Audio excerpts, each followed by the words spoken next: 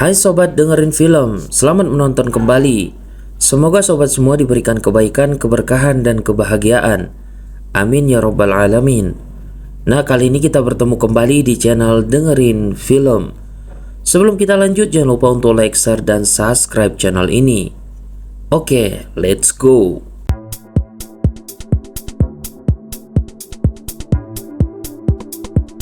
Kali ini kita akan membahas alur cerita film berjudul Gabbar is Back. Sesuai dengan judulnya, pemeran utama di film ini yaitu Gabbar alias Aditya yang kembali diperankan oleh aktor favorit kita, Akshay Kumar, yang sebetulnya kegantengannya 11-12 sama admin nih. Nah, kali ini kita akan bercerita tentang si Gabbar ini yang seperti KPK-nya India.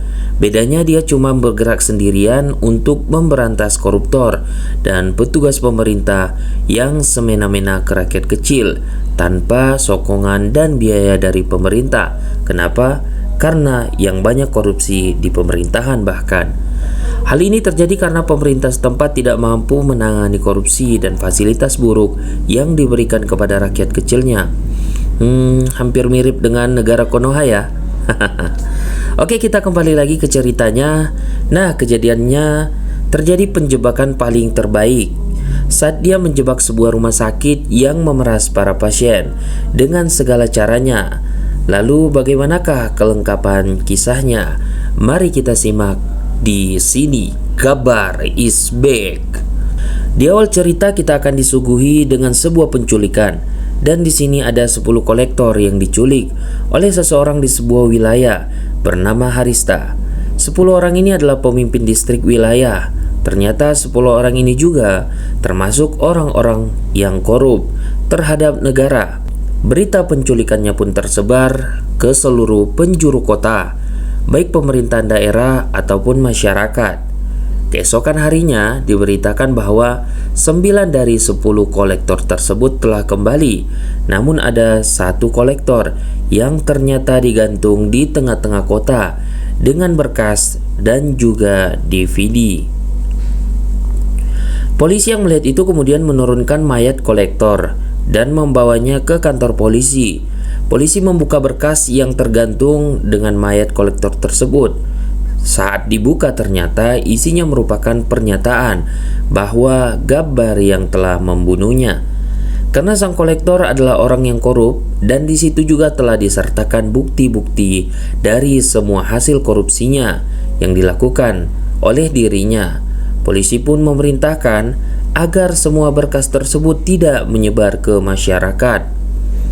Namun ternyata sayang, Gabbar menyebarkan DVD itu ke seluruh penjuru kota, bahkan ke media televisi. Hal tersebut menjadi perbincangan yang sangat hangat di kota tersebut. Kita kembali di sebuah kampus nasional. Seorang dosen bernama Aditya sedang melakukan tugasnya, yaitu mengajar. Aditya adalah dosen fisika di kampus itu. Ia bahkan memiliki cara tersendiri untuk mengajar. Ia mengajar mahasiswanya di saat bersamaan ada beberapa preman yang datang ke kampus. Preman itu ingin menutup kampus tersebut. Namun ketika mereka mendatangi, Aditya justru mempraktekkan keilmuannya kepada para preman tersebut.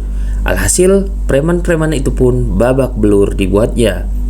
Para preman tersebut pun lari, namun Aditya mengejarnya hingga mereka keluar gerbang kampus. Saat itu, Aditya mengatakan bahwa mereka tidak bisa menutup kampus ini selama ia masih ada di situ. Jago sekali.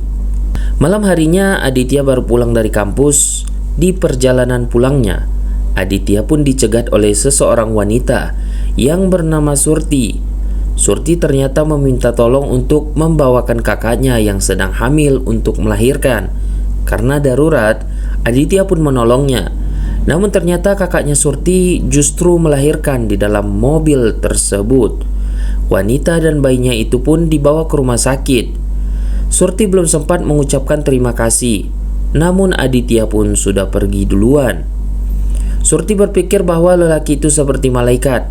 Di sisi lainnya, di kantor polisi mereka sedang berdiskusi terkait Gabbar.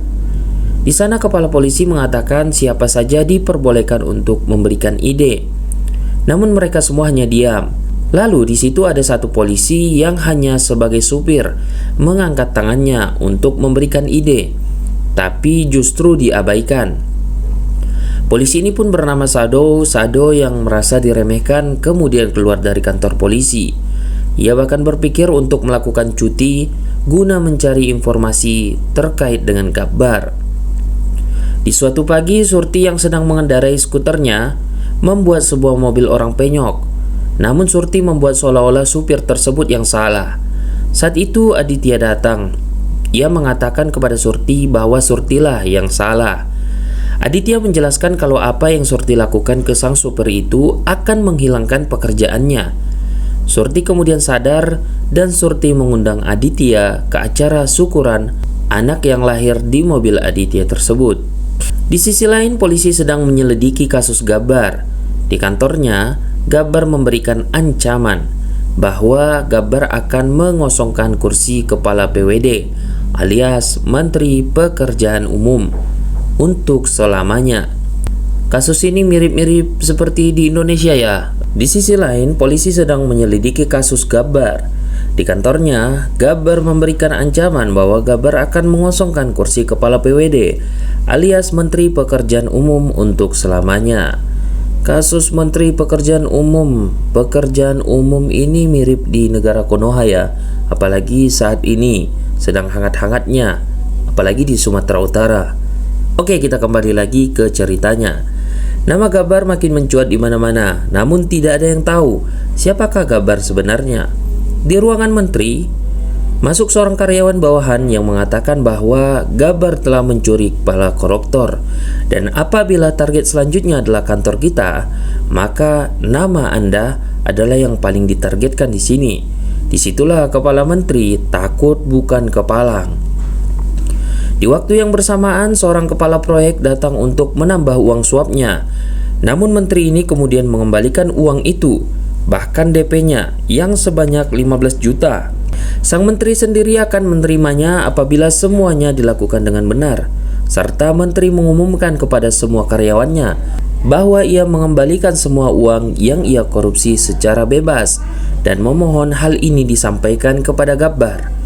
Polisi kemudian bertindak di mana polisi membuat sebuah pencarian di kantor Kementerian Pekerjaan Umum yang paling korupnya. Namun anehnya, orang-orang di sana malah mengakui kesalahan-kesalahannya dan bahkan mereka mengakuinya agar tidak ditangkap oleh si Gabbar. Namun saat itu kepala distrik kolektor justru yang diculik oleh Gabbar dan membuat para polisi kaget. Mereka sibuk di kantor pekerjaan umum, namun lain lagi yang diculik di sisi lainnya.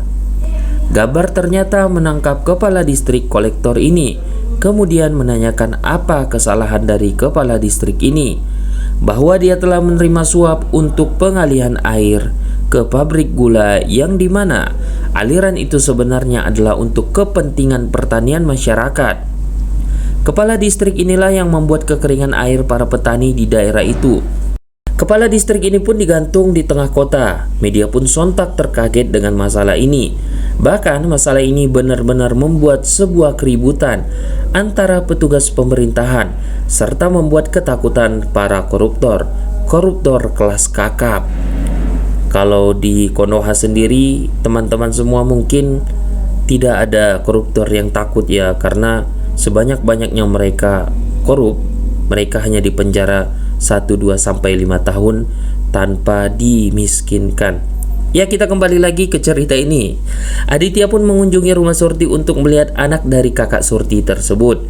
Di sana Aditya menggendong anak itu dan memberikan kalung sebagai tanda kecil hadiah untuk anak dari kakak Surti tersebut.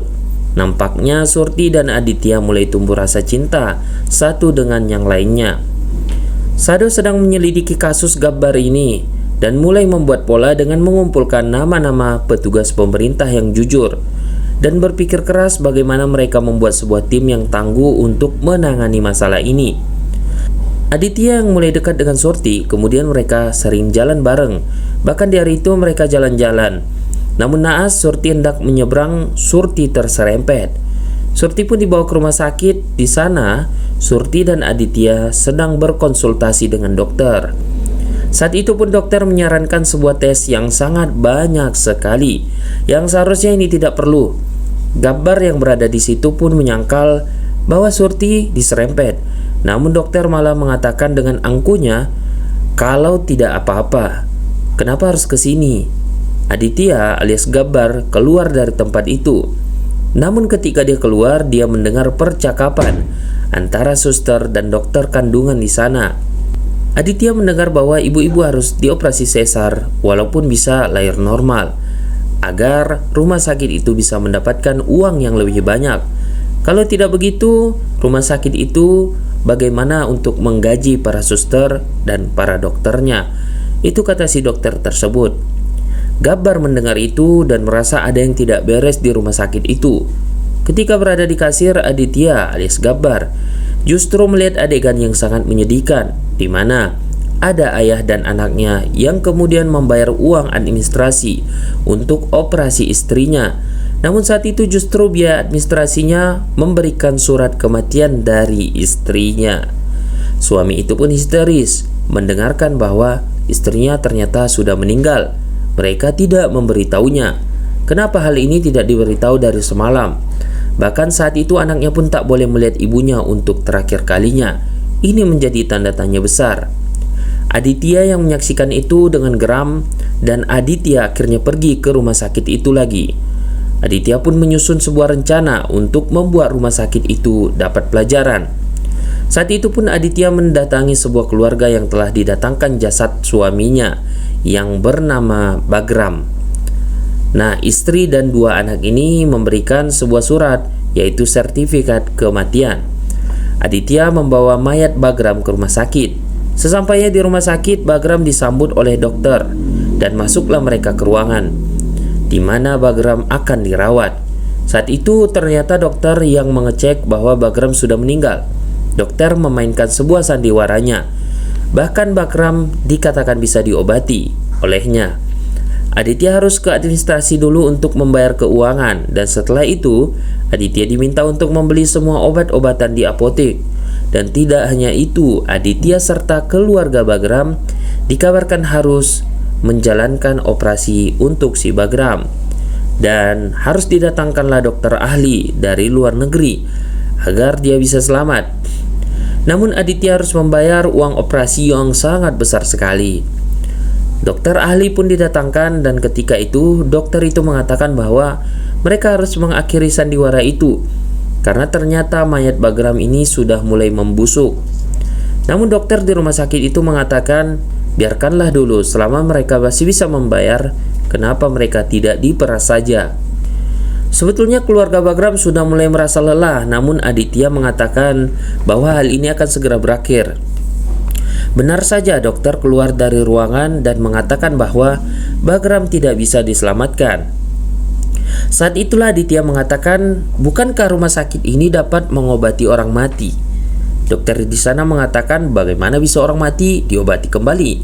Saat itulah Aditya pun mengeluarkan sertifikat kematiannya tepat ketika sebelum mereka merawat Bagram.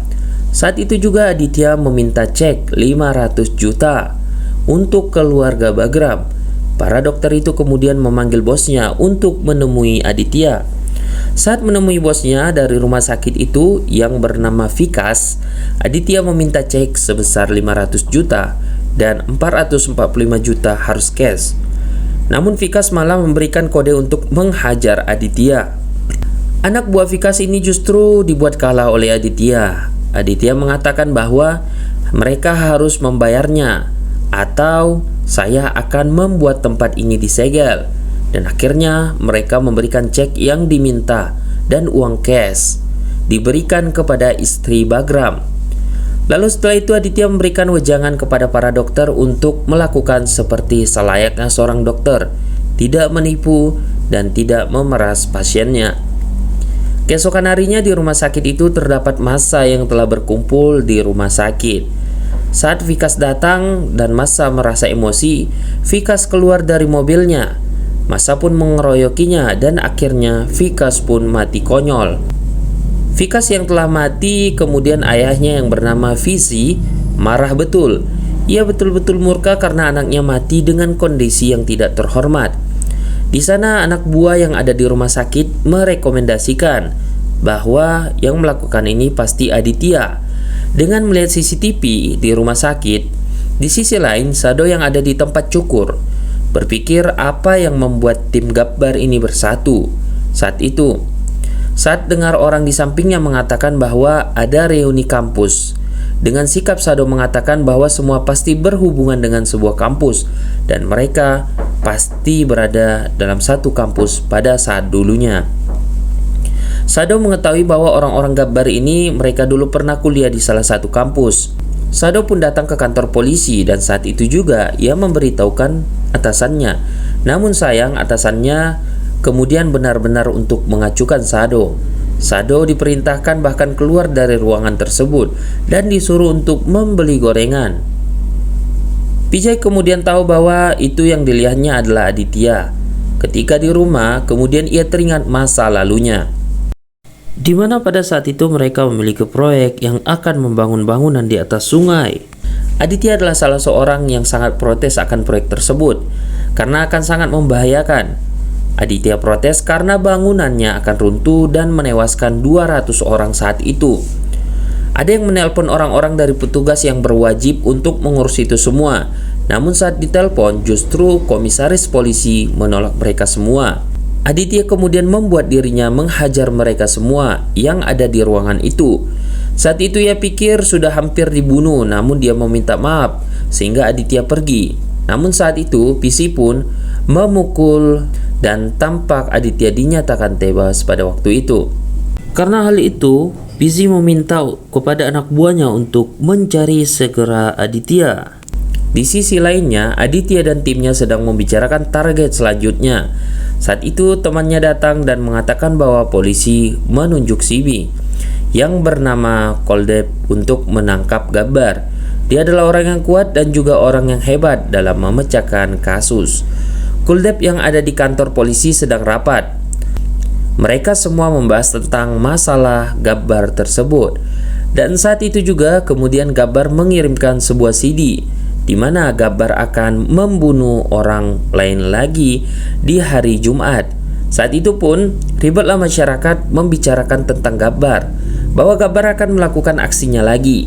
Di sana Kuldep bisa memahami bahwa Gabbar akan menangkap polisi yang paling korup saat itu. Mereka dipaksa untuk mengatakan itu dan saat itu juga polisi korup diberitahu bahwa dirinya terancam. Gabbar dapat menangkap polisi korup itu dengan memasukkannya ke dalam kotak mayat serta dia menyiksa polisi paling korup di sana. Ternyata Surti memergoki Aditya. Ada satu orang yang datang bernama Govin. Di sana Govin menanyakan bahwa Gabbar telah berubah sebagai seorang pahlawan dan menjadi trending nomor 1. Namun mereka di sana tidak merespon karena mereka di sana mengatakan bahwa ayah Govin masuk peringkat 1 dalam daftar orang yang paling korup di daerah itu. Govin saat itu ditanya bagaimana pendapatnya.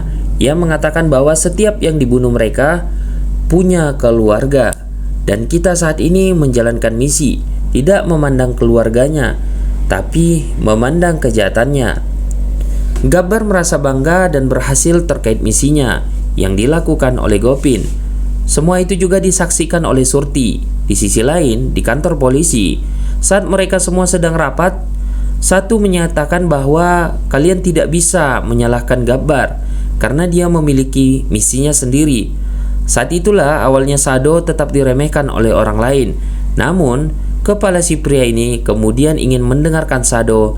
Dari situlah Sado menjelaskan tentang kasus si Gabbar ini. Sado mendapatkan apresiasi dari kepalanya dan dikatakan bahwa dia telah memecahkan kasus ini 90%. Di kampus nasional, polisi TPI bersama Sado kemudian mendatangi kampus itu. Namun saat ini mereka dicegat oleh mahasiswa dan dikatakan bahwa preman polisi tidak boleh memasuki kampus ini. Akhirnya mereka pergi, namun saat itu mereka akan menangkap orang-orangnya Gabbar yang sudah dibuatkan daftarnya oleh Sado. Di sisi lain, PC menangkap 10 orang jujur.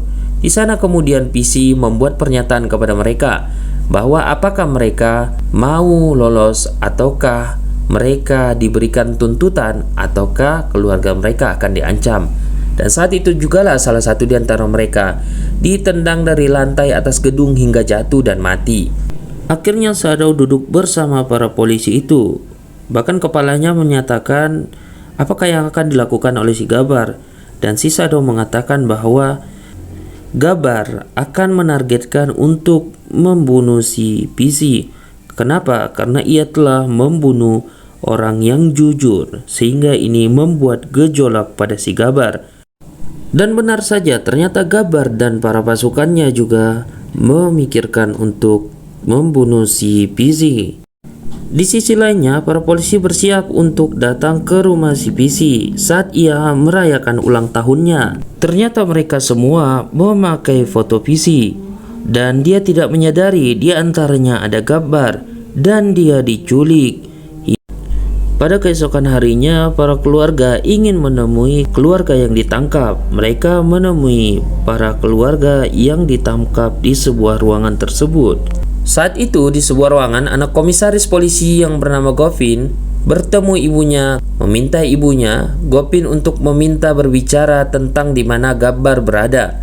Saat itu pun, Govin mengatakan kalau mereka akan mempertimbangkan kematian ibumu. Saat itu juga ruangan terdiam, menyatakan bagaimana seorang Gabar bisa begitu kuat dan memiliki banyak dukungan. Saat itu Surti mengatakan bahwa Gabar merupakan orang yang baik dan Gabar tidak melakukan ini apabila hukum di negara ini tidak lemah. Saat itu juga mereka menjelaskan apa tujuan dari Gabar, bahwa Gabar melakukan ini untuk segala sesuatu yang dibutuhkan, yang kebaikan dan juga keselamatan. Di tempat lainnya, Gabar sedang menyatakan kepada si PC bahwa dia harus menelpon 3 orang yang berpengaruh untuk menyelamatkannya. PC yang marah, ia pun akhirnya menelpon menteri-menteri itu, namun tidak ada yang mau menanggapinya. Hingga akhirnya ia kesal. Ketika ada kesempatan, ia menyerang dari si Gabar, dan ternyata mereka saling pukul-memukul. Pada akhirnya si PC pun kalah dan meninggal di tempat. Keesokan harinya, Aditya alias Gabar menyerahkan diri kepada kepala CB.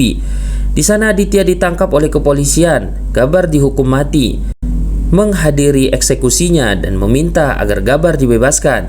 Namun saat itu pun Gabar alias Aditya keluar dari mobil dan menenangkan warga di sana. Para mahasiswa juga mendominasi tempat itu. Gabar mengatakan bahwa dirinya tidak pernah memberikan maaf kepada orang yang salah dan dia juga tidak pernah memberikan maaf kepada dirinya sendiri. Saat itu para mahasiswa menunjukkan kekuatannya dan Gabar mengatakan bahwa mereka benar-benar kuat, mahasiswa dan seluruh masyarakat. Kalian tahu bahwa tidak semua mahasiswa bisa menjadi petugas pemerintah, tapi setiap petugas pemerintah adalah mahasiswa. Jangan coba-coba ingin mengelabui masa depan kalian, tapi kalianlah orang-orang yang nantinya akan memberantas orang-orang yang korup. Dan katakan cukup kalian harus memilih arah negara ini. Akan kemanakah negara ini kalian bawa ke depannya? Siapapun yang membuat perubahan, maka dialah yang disebut sebagai Gabar. Film ini pun ditutup dengan hukuman gantung untuk si Gabar. Dan film pun berakhir. Sangat panjang sekali ternyata teman-teman semua. Film ini sangat bagus sekali dan memberikan kesadaran bagi kita semua. Kebanyakan kasus-kasus seperti ini menjadi pelajaran yang bisa kita ambil. Banyak para pemerintah atau petugas keamanan yang bahkan tidak bisa untuk menyelesaikan masalah korup. Film ini juga menyindir kepada India atau kepada kita, bahkan harusnya menjadi seseorang itu tidak perlu harus menjadi KPK, polisi, anggota keamanan atau pemerintah untuk mencegah korupsi itu sendiri. Mulai dari diri kita sendiri sampai nantinya ketika kita memiliki jabatan yang tinggi. Namun hati-hati terhadap orang yang sudah memiliki jabatan juga, jangan semena-mena karena kita akan mendapatkan hukum tabur tuai. Mungkin sekian video kali ini, terima kasih telah menonton channel ini dan jangan lupa untuk komen-komennya di bawah teman-teman semua, and see you, terima kasih teman-teman semua.